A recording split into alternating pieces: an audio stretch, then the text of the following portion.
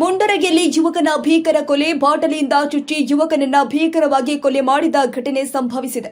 ಗದಗ ಜಿಲ್ಲೆ ಮುಂಡರಗಿ ಪಟ್ಟಣದ ಕೆಎಚ್ಬಿ ಹೊಸ ಕಾಲೋನಿಯಲ್ಲಿ ಘಟನೆ ನಡೆದಿದೆ.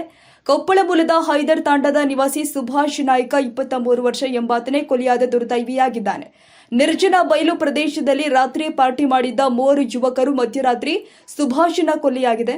ಪಾರ್ಟಿಯಲ್ಲಿ ಇದ್ದ ಇನ್ನುಳಿದ 2 ಯುವಕರಿಗಾಗಿ ಶೋಧ ಕಾರ್ಯ ನಡೆದಿದ್ದು, ಘಟನೆಯ ಸ್ಥಳಕ್ಕೆ ಮುಂಡರಗಿ ಪೊಲೀಸರು ಭೇಟಿ ನೀಡುವ ಮೂಲಕ ಪರಿಶೀಲನೆ ಮಾಡಿದ್ದಾರೆ.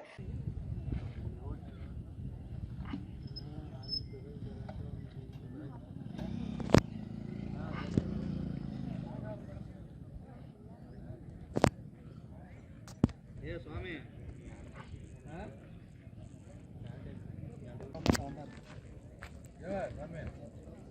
ನಮಸ್ಕಾರ ಹೇಳ್ರಿ. ಸರ್ ಏನು ಮಾಡತ್ರಿ?